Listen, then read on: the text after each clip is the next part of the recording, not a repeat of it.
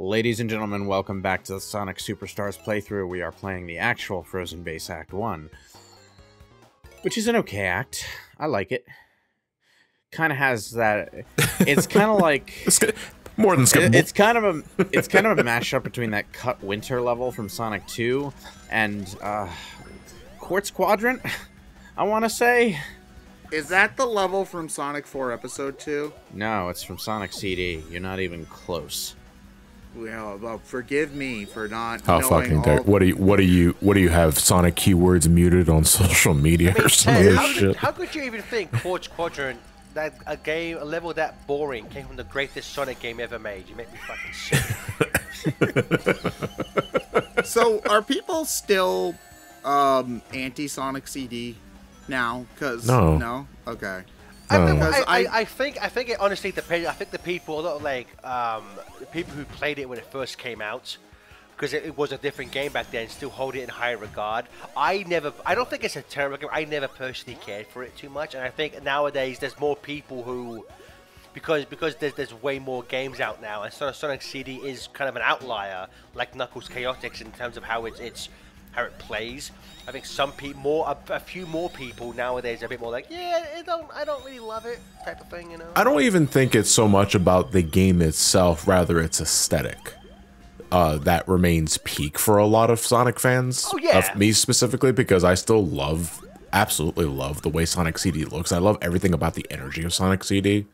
Oh yeah. You know, I say time and time again that like Sonic CD's iteration of classic Sonic remains my favorite classic Sonic.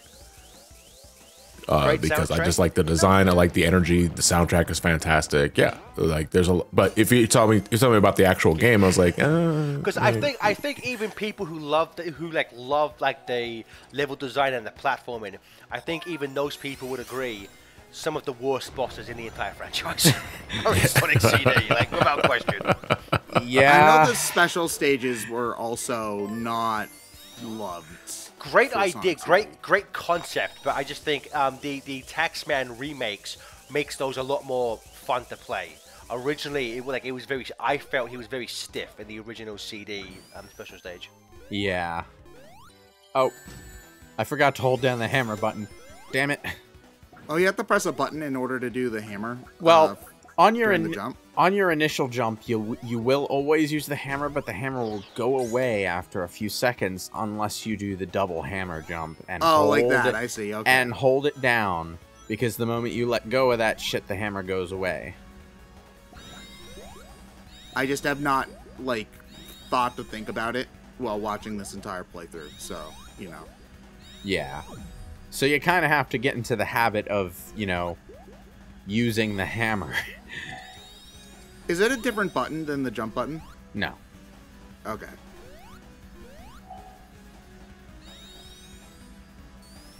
Oh, god damn it. What am I doing? What are you doing? Oh, I was trying to use vision. Why was I trying to use vision? To get medals you no longer need. 5 medals. Ah, great. Oh, my bad.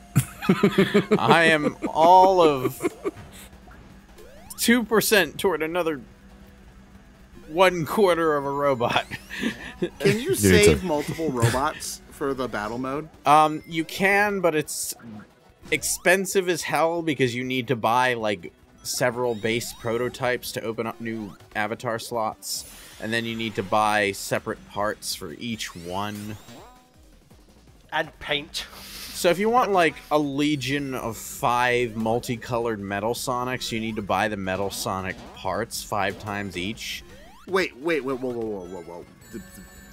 That's... I thought that you only had... I thought the paints were the only consumable. They're not... well, the parts aren't consumable, but you can only use one for each one that you buy.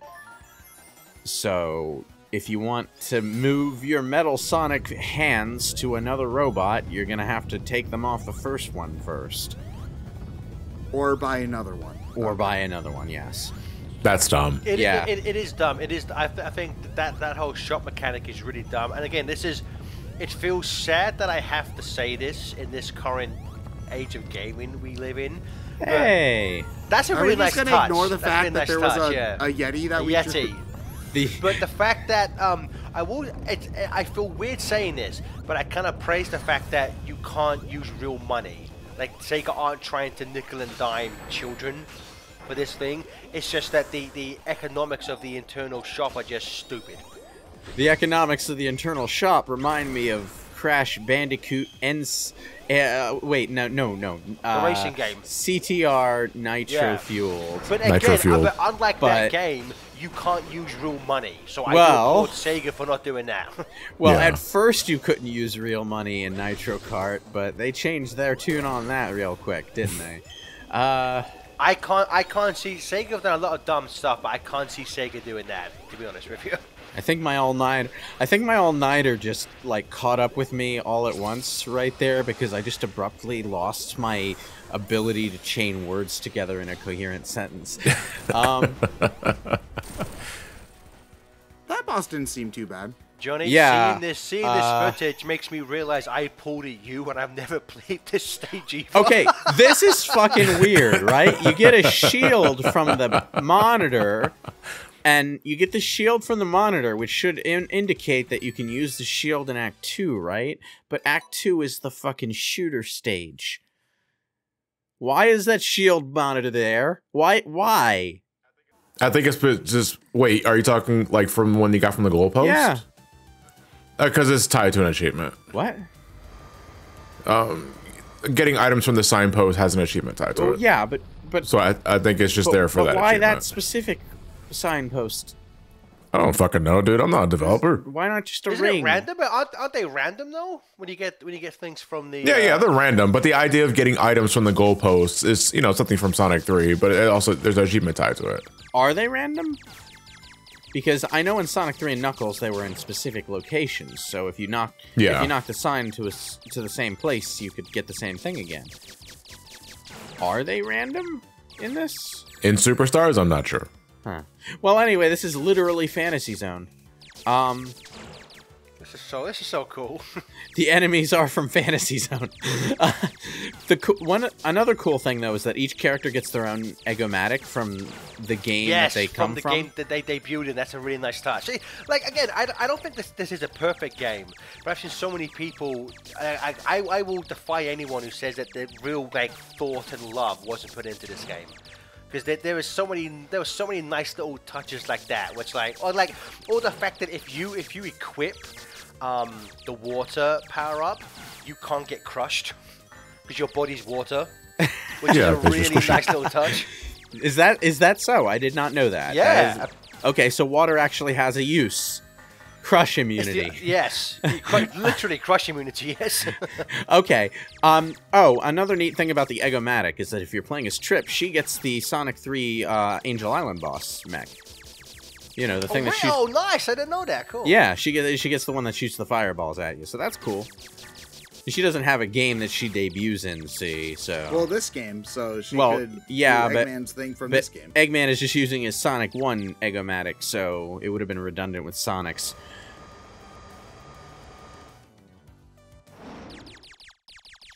I didn't know that all of Eggman's Eggomatics had hyperdrive abilities in there. Oh, God. He got the space real fast. I get the feeling that's a Tails customization.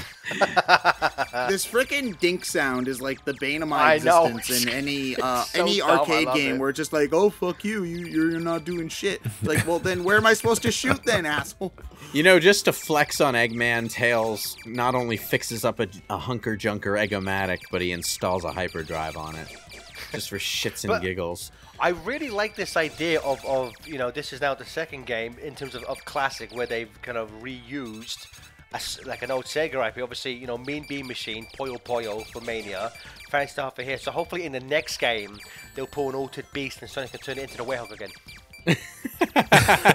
Rise from your grave. Okay, but here's the thing, is that people like Poyo Poyo, and people like Fantasy Zone, People don't I like know. Altered Beast. Beast is one of the worst games ever made. It's so I don't know why it's always the first thing Sega will like port to a new system when it's such a fucking terrible game. It's one of their old arcade classics, so I'm sure it has a following, especially in Japan. Why did the rings burst out of there and then not give you any time to fucking get them? Also, because we're in space, the rings should just stay there and float. There's no gravity to pull them down. This looks like it's something out of fucking Sonic Spinball. Yeah, the big goofy face, yeah. So there is a button to use missiles, but they're pretty much worthless because they just drop down. So unless you're like above something with the correct trajectory, the missiles are completely worthless. I suppose the missiles would be better suited for the first section, yeah. For the first section, the targets that you have to destroy. But only for the ones along the bottom of the screen. Is that something that's actually in Fantasy Zone? Because I've not played those games before. Like, I will say I love this idea, but like the boss will just stand still and occasionally move to the left. It's kind of a lame boss fight. This one is. It's a really easy version of Fantasy Zone, just like the Puyo Puyo boss was a really easy version of Mean Bean Machine. But at least in regards to that was Act 2. You know, this is like the second to last act. I'm okay with a challenge. Just give us the end from the original version of Frontiers. For this. I was gonna say this is Act 2, but you mean Zone 2. Okay. Oh yeah. Speaking of the end, I actually think we're about to see the end as just a random fucking background. Ian Flynn has disputed this, that there are multiple different moons of different colors. That have the purple one. This happens to be prominently featured, but no, that is not the end. The end of what? From Frontiers. Frontiers, Frontiers the giant mode. It's supposed to tie in with the dragon, actually, I think, but like. So can you skip the final? Or it could just be, just Sonic Team reusing an asset carelessly without thinking what people are going to think about that. I haven't paid too much attention to the background, but when Ian Flynn was on, he just said there's multiple different colored moons. Right, but it only stemmed from folks asking, "Hey, what's the end doing in the background of this stage?" Because you're not going to tell me that's not the same exact the end graphic from Frontiers. It is. Can you skip the final boss of Sonic Frontiers by setting your PS2 clock forward 2 weeks? What? I don't think so. No. I mean, he's making an MGS3 reference. Oh, wait! You can skip the final boss by moving the internal clock forward in that game. No, not the final boss, but there's an old man boss called the End. Oh, yeah. Okay, gotcha. And if you either wait long enough or skip ahead on the internal clock, he just dies of old age. He dies of old age. Yeah. Oh my god, that's amazing! If you save your game in the middle of the boss fight and put the game down for a couple of days, it will just end the boss fight. Oh my god, you know that would have been a badass achievement if that was released like in this day and age. Well, I'm pretty sure it is an achievement in like the remastered version. That's funny. Yeah, I'm pretty sure it is. Kojima, you crazy but bastard. It is considered a dishonorable victory though, because afterwards you'll get the codec call where Snake is. I think he's just talking with paramedic. It's like I won, but I didn't really feel like I earned that. I was like, I don't care. Let the old man die of old age. You fight giant robots. An old man's beneath your skill anyway, Snake. I mean, real gamers don't use the clock trick, but don't even fight the boss legitimately. Real gamers will shoot the fucker while he's in the wheelchair in an earlier cutscene. Why is that and then watch the wheelchair explode. Yeah, you can kill the End early in what seems like a cutscene moment. If you just shoot him when he's in the background of an area. I think Egg Fortress, to get back to the game, I think Egg Fortress might be my new favorite final, like, Eggman level in a classic game. I love this zone so much, so fun. Egg Fortress is really divisive, because I've seen people who absolutely hate the thing, and I've seen people who love it to pieces. As for me, it's okay. I like it. I think. Oh, should have turned to water. Say though, but like, even if you don't like, say, the layout, I haven't seen anyone. I think in GVG didn't particularly care for this act, but the Act 2 twist That is one of the best moments, I think, in a classic Sonic game. Because admittedly, what the fuck happened there? Admittedly, it comes out of nowhere. It's not explained why Eggman can just turn back time now, but it's such a cool gimmick for the final act. Yeah, come to think of it, what part of this gave him time rewinding powers? Did he just run into... Oh, look over there. You know, maybe he's just on a Fire Emblem kick. I don't know. Please look over there. We don't see it, but he collected the time zones time stones off screen. I mean, I would have accepted that if they just had a cutscene to establish it, because it really does just come out of fucking maybe nowhere. maybe this is secretly the genius follow-up. Jesus Christ, this thing hates why you. Why did you keep all of these deaths in for? No, for our amusement. So I did notice the timers at each of these checkpoints. Does the level get easier if you take slower amount of time to get through? There's a reason for that. We'll get to it. Okay. So, the level design in this stage is impressive, specifically because it also has to work in reverse. Yes, I love that. So, you know, I applaud them for getting that right, at least. Well, 90% right, because there is some... There are some janky bits.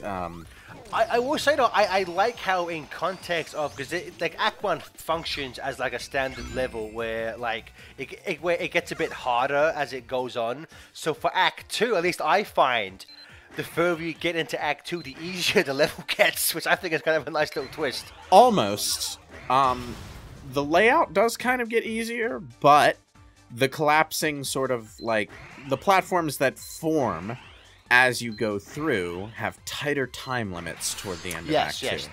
So that's the one exception to that. Like, you barely have any fucking time to get past those last few platforms at the end of Act 2. Ugh. I'm sure you guys have spoken on this, but I don't really love this special stage idea. Like, it's a nice idea, but I'm just like, the execution is a bit not great. Yeah, nice timing. You said that just as I died. I mean, fortunately, all I'm missing out on are medals that I'm not going to use, so... So why even waste our time going in there, Lewis? He didn't play It looked like he went. Yeah, it looked like he went in by accident. Yeah, that was just me misaiming a bullet. Oh, damn it. So, I kept trying to get 50 rings so that I could supersonic my way through this final stage, but it just would not happen. No, you will play the game. I remember when I did the Sonic Mania playthrough and we didn't have the option to like, turn supersonic off at all. I ended up playing most of the game as supersonic. And here, it's like, I finally have the option to turn supersonic or super Amy off, and I can't even get him to turn on in the first place. Well, I think it didn't they patch in activating in Mania? Didn't they patch in later a like you could activate him using a different button? Oh yeah, yeah, they did. But my playthrough of the game was like right at launch. So yeah. Wait, wasn't it just Sonic free rules of if you just jump, it'll just automatically transform? It was the double jump, I think. Oh yeah, double jump, gotcha. Yeah. Yeah. Which in a game that introduced the drop dash, I'm sure so many people are like, no, I want to drop dash, damn it, I don't want to turn super. Yeah, it was even more annoying than it was in Sonic 3. At least there, the only thing we were missing out on was the insta shield. I missed the insta shield so much. Well, I don't, because we have Amy Rose now. Yeah, but Sonic still needs it. I get that for the longest time they've wanted to keep it like true to the classics with like the one button gameplay, but I'm like, if they do a Superstar sequel, I'd be fine with like given Amy a projectile hammer throw, let Sonic have his fucking The insta shield. The insta shield and like the drop dash and all this stuff, you know. The thing about the insta shield and the drop dash is there's really no functional reason not to have both at once. Exactly. So, like, in fact, the insta shield could be an additional visual cue to let you know that that you're ready to do the fucking drop I mean, well, it's, even then, it's like, come on, man. It's like, because fucking Kirby games are no slouch when it comes to just having different abilities, access all the time. Have you looked at the Return to Dreamland move list? It's like you're playing Tekken. So it's like, like with Sonic, just if you tap the jump button in midair, you'll do the insta shield. If you hold it down, you'll start doing the drop dash. Like, easy. I know there is an unlockable insta shield in Mania. Does that turn off the drop dash? Yes, I think so. I believe, yeah, because there's an option where you can enable the super peel out, the insta shield, or just keep the drop dash. I don't know if you can have them all at the same time. But again, it's like I get that the super peel out looks cool, but really, unlike the insta shield, thanks to the spin dash, the super peel out is redundant as hell. Super peel out's objectively. Oh. It looks cool. No, Ted, I'll give you. It looks cooler, but unlike the spin dash, it offers Sonic no protection.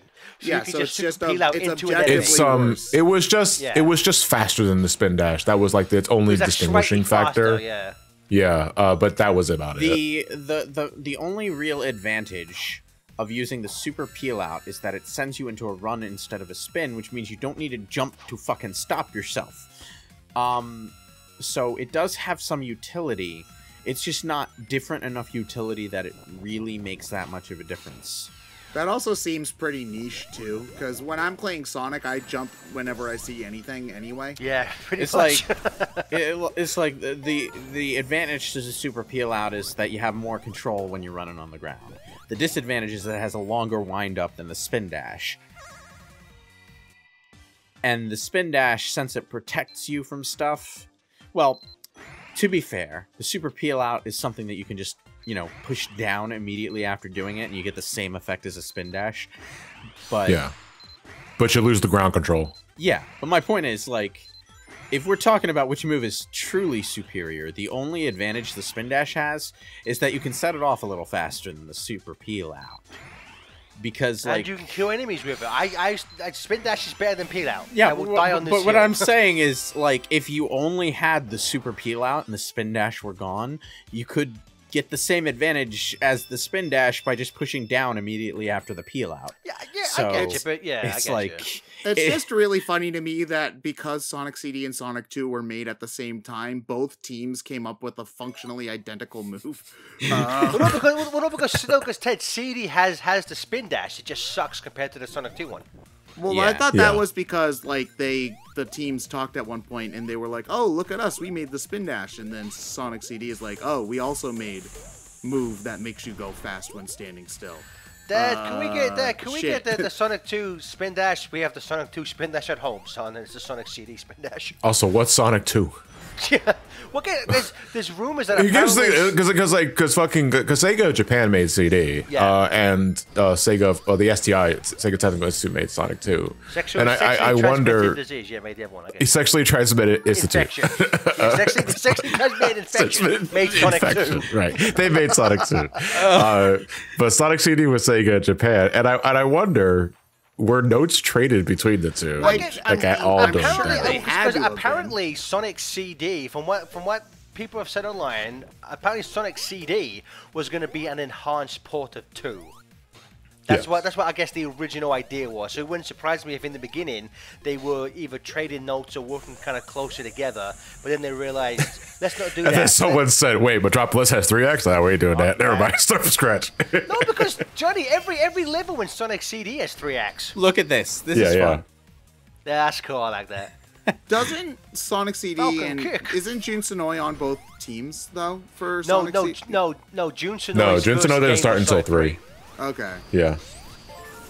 All right. I could have sworn. I mean, I think there are. You could just look at the freaking credits. I'm pretty sure there is some shared. I think that was Takashi Iizuka's first game too.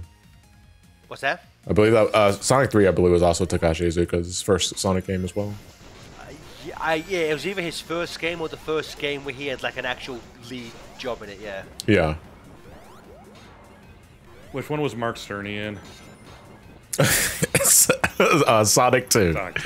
Sonic 2 and Sonic 3, I'm pretty sure. Anything that involved STI. So yeah, Mark Cerny. Mark Cerny like to spread his STIs around. Yeah. He needs Good to be night, stopped. everybody. So when I got to this point and there was no boss, I was like, what? Huh? Oh, that was so easy.